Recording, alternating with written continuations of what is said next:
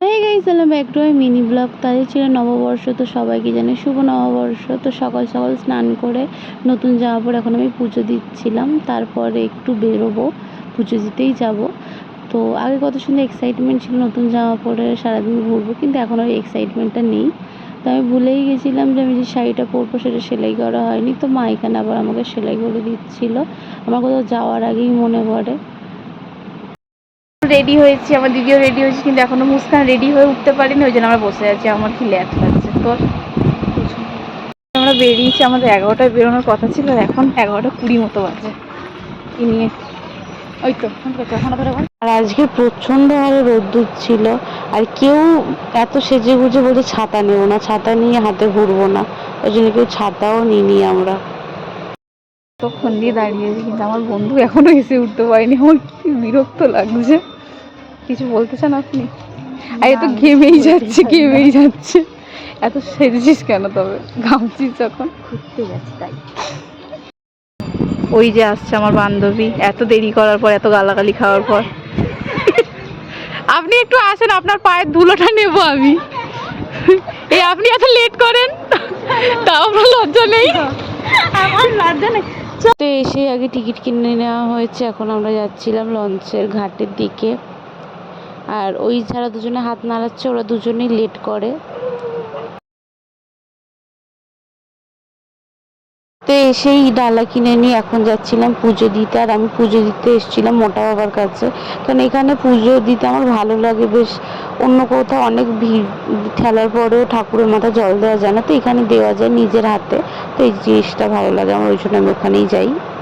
তো আমাদের পুজো দেওয়া কমপ্লিট, এখন আমরা যাচ্ছি কুমোরটুলি ঘাটে। এরা অটোতে করে যাবে বলছিল, আমি এদেরকে অটোতে উঠতে দিইনি, ভাড়া বেশি বলেছি হাঁটি অনেক কিছু দেখাবো। তো কেমন লাগছে হেঁটে যেতে যেতে? খুব ভালো লাগছে। দেখ এত সুন্দর আমি জায়গা দেখাচ্ছি, আবার একটা পার্কও দেখালাম, এই পার্কটাতে গিয়ে বসতে পারি। ভালো লাগছে না তোকে? একদম। হেঁটে হেঁটে চলবে। দুজনেই ছ্যাপলামি করতে করতে যাচ্ছে, একবার ডান দিক একবার বাঁ দিক করছে। তো প্রচণ্ড রোদ্দুর ছিল বলে এখানটা বসার জায়গা ছিল বলে সবাই মিলে একটু বসেছিলাম। আর এখন আমি আর মুস্কান যাচ্ছি লাল্লু বুলুর ঘুগনি আনতে। কন্টিনিউ করছি। খাদ্য দোকানে ঘুরি, এটা লালু খাও। একটা কাকুই ছিল, দুটো তো ছিল না। খাও খাও, দুটোকে লাগেনি।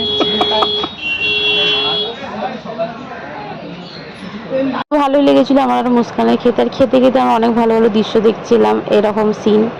তো খেয়েই আমরা ওই জন্য ওখান থেকে বেরিয়ে গেছিলাম, অকওয়ার্ড একটা সিচুয়েশন। গিয়ে দিয়েছি, এখন আমি এটাকে ফটো তুলে দেবো। জাল তুলে দিয়ে ফটো তুলছি, এই জাল তোলার ম্যাডামই নি, আমি ফটো তুলে দিচ্ছি। আর এই নিয়ে হচ্ছে পোজ দিয়ে দাঁড়িয়ে আছে।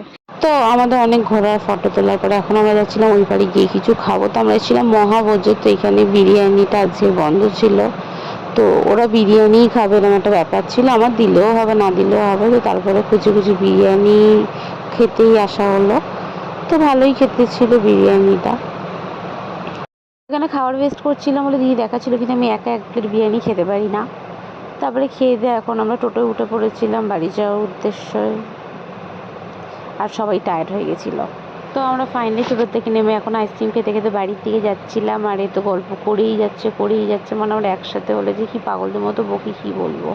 তারপরে ওখানে মুস্কানকে টাটা করে আমি আর দিদি বাড়ির দিকে যাচ্ছিলাম। তো সন্ধ্যাবেলা বেরোবো কোনো প্ল্যান ছিল না, তারপর একটু ফুচকা খেতে গেছিলাম একটা ফ্রেন্ডের সাথে। তারপর ওর কিছু কেনার ছিল, তো এইখানেও কিনছিল, আমার কিছু কেনার ছিল না। তো দুটো বোতল 99-এ দিচ্ছিলো বলে ও একটা আমি একটা নিয়েছিলাম। তারপরে আমার কাছে চকলেটও গিফট করেছি, তো পয়লা বৈশাখ। তো সবাই পয়লা বৈশাখ কেমন কাটলো জানিও। টাটা।